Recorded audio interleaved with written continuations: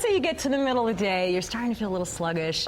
You're like me, you probably reach for another cup of coffee. Dr. Oz says not so much. Maybe even some stretches can kind of wake you up. Stretches help a lot. Let's start with the basic stretch of the diaphragm. The diaphragm is the muscle beneath our lungs. Okay. So, let me go up behind you. Take a deep breath. Okay. Deep. Okay, oh, stop right there. You see how she did it? Deirdre brought her chest out, but her stomach did not go out. That's not how you take a deep breath in. Breathe your head. So what you want to do is turn sideways and get an angle here. So you can take on a count of 4. Everyone at home, please do this just once. Trust me, it's worth it. Most important stress reduction exercise. On 4, you're going to breathe out, push your stomach out as you inhale. Okay. It's a belly breath. As you exhale, let the stomach fall flaccid and pull the belly button towards the spine in order to push the diaphragm up. Okay? Okay. Deep breath in. We'll do it together. Okay, Ready? so you go out first. Right. 1, 2, 3. Way up. Hold it, everybody. 5, let it go. 6, relax. 7, now pull your belly button towards your spine. Okay? 8, one more time in. 1, 2, push your stomach out. 3, 4, exhale. 5, 6, really pull your belly button. 7, 8. Now, that's a deep breath. That works because it sucks nitric oxide, not nitrous oxide for the partiers out there, nitric oxide from the sinuses down into the lungs. It opens up the lungs so you can get more air down there. Second exercise. Yeah, very I've never simple. breathed like that before. Big places where we hold our tension is our hips and our jaws. So let's do the hips first. You take a deep breath, reach forward, and just touch your feet if you can. Nothing special, nothing magical. But here's the deal. You want to not just stretch your hamstrings, you want your hips to relax as you go down. So think about that. Think of the hips actually letting go as you slowly fall further and further and further towards the ground. Now, once you've done those basic stretches, then I want you to do 2 other ones. I want you to get a chair that you're sitting in normally. Don't sit down in it, though. And you're going to pretend you're sitting down. So you go down. Just when you're about to touch it, you go back up again. Go down. Just when you're about to touch it, you go back up again. Down. Just about to touch it, go back up. And then the last thing you're going to do... There's really no reason why Walt and Dirk couldn't be doing this right now, they is there? conspired ahead of time, cowards. And the last one is put your arms on the side of the chair, keep your knees bent, and you go down to a relaxed position so your bottom is almost at the ground, then go back up again. That feels good. Yeah, same thing. It stretches out the upper body as well. So these actually combine a little bit of exercise of the muscles because they warm up. But as you warm up, you're also able to get deeper and stretch out the ligaments. There's one last joint we have to exercise. The jaw. It's the only joint we have that actually comes out of joint when you move it.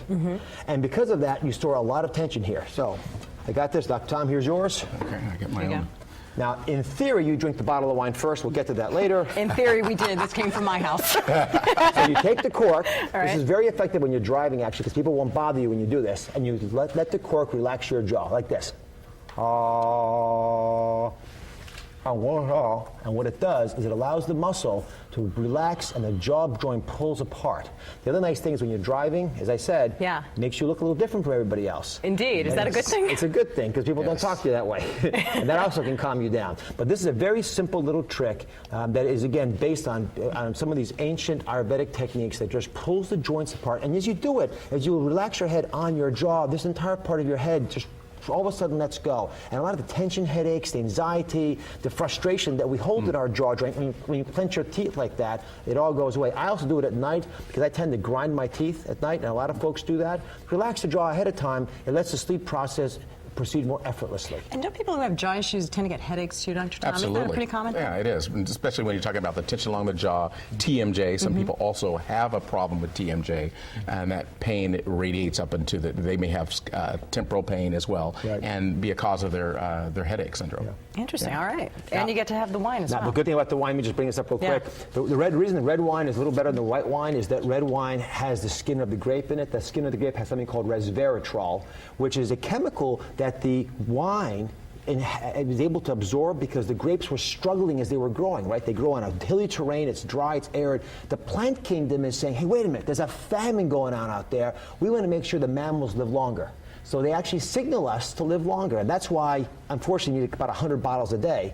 But in pill form, resveratrol given to laboratory animals seems to prolong longevity. So I'm very excited, not about the resveratrol itself, but the fact that we are very close to unlocking the key to longevity. And imagine if you could live to age 120 to 130 without the kinds of morbidity and weakness and frailty that so often happens to us. It would be a wonderful thing, I think, for a lot of us to at least consider for our future. All right. Do you drink red wine every day?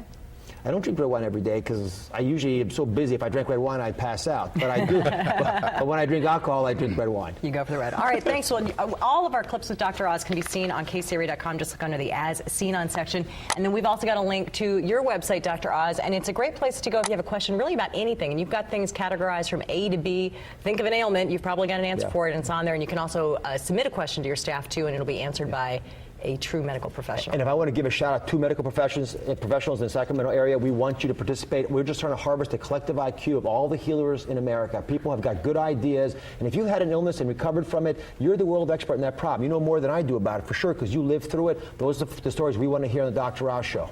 If you want to be on the show as a guest, just let them know. There's a thing you can fill out there. All right, we will be back right after this. You know the Cork. Oh, I got mine. You're okay? Taking mine with me. Dr. Tom, great honor. Hey, nice being. Thanks for having me on. You bet. Yeah. Thank you.